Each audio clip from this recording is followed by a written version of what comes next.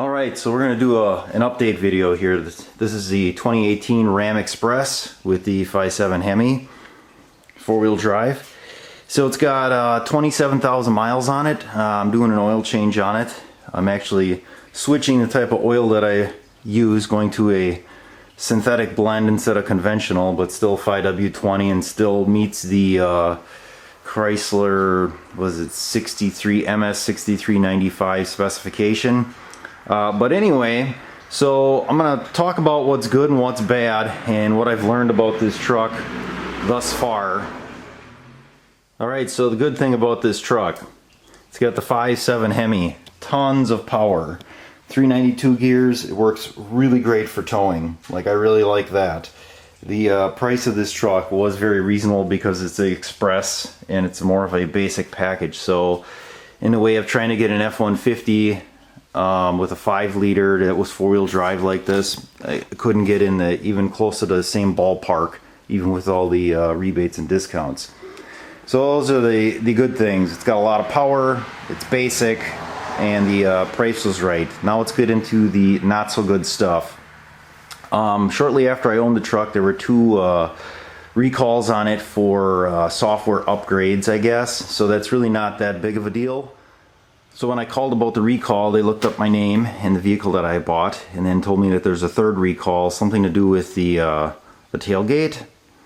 So those are the three known issues. The two software updates, which I don't even know what they're updating or why it needs to be updated, and then something with the tailgate, I believe.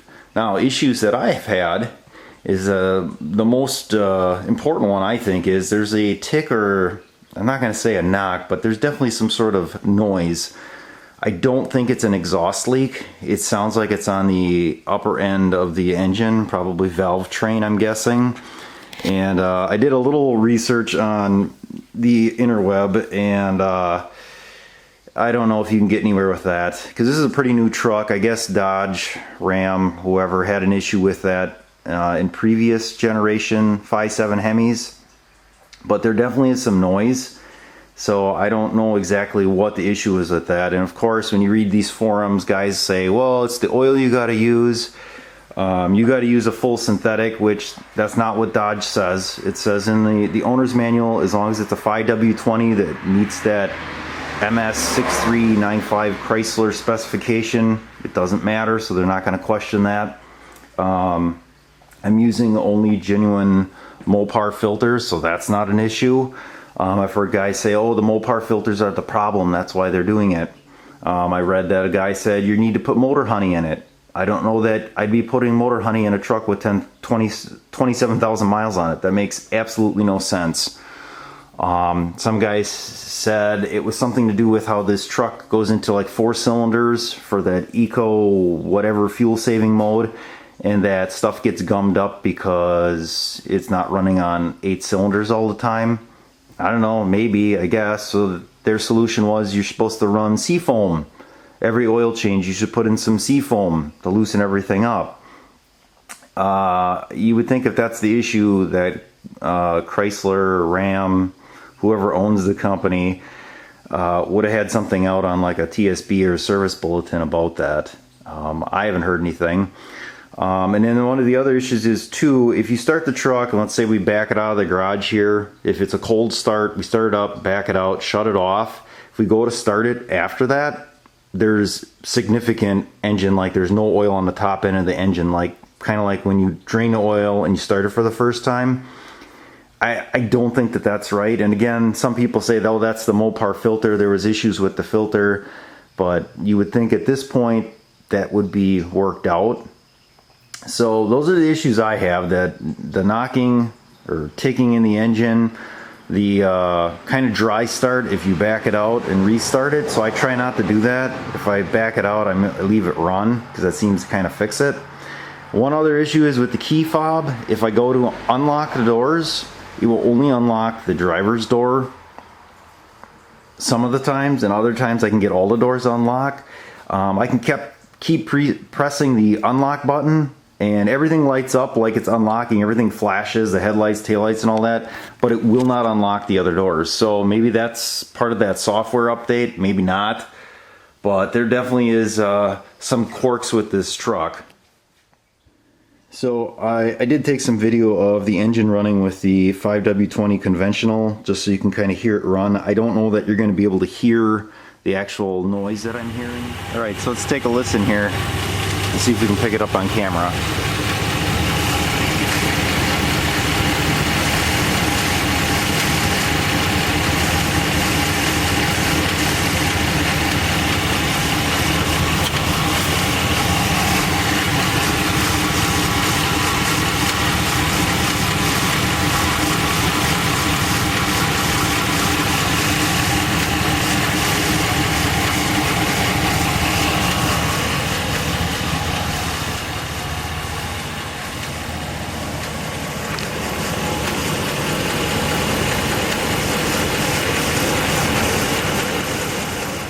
In a while there'd be like a click click click as the engine's just kind of chugging along. It's real smooth, and you'll hear click click click, and then it kind of goes away. So I'm not sure exactly what that is, but I'm switching to this synthetic blend. It's a Valvoline, which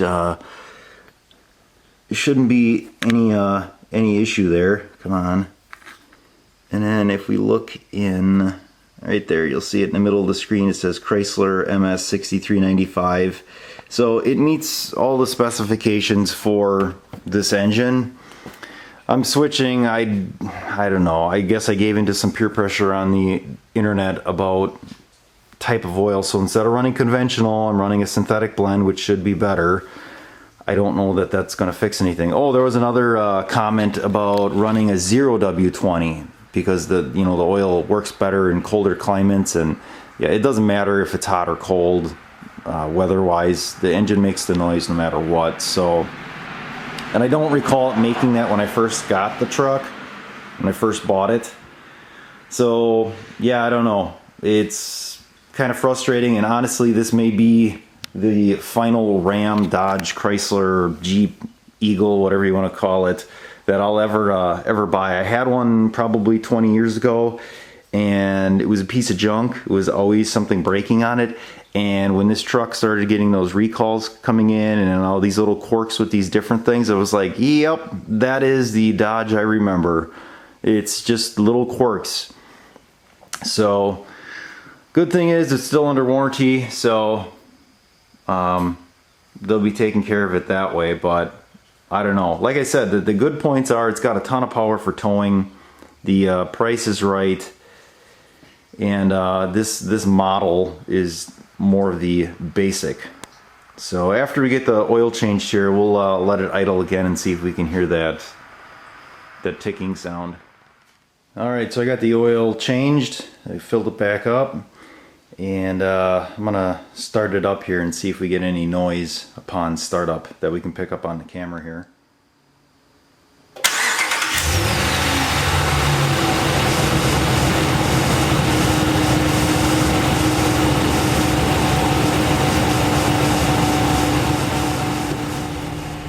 So would I buy another Ram 1500 knowing what I know now?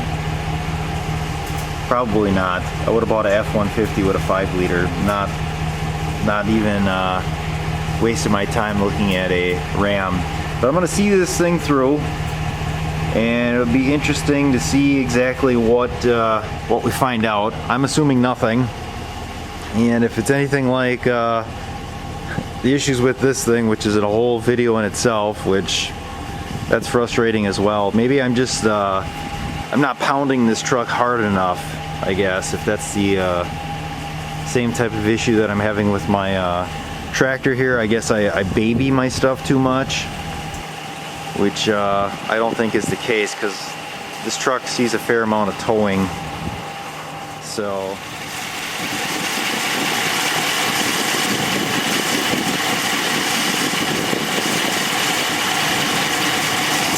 yeah, so I'm not hearing it now after the oil change, and I got the engine nice and hot here, so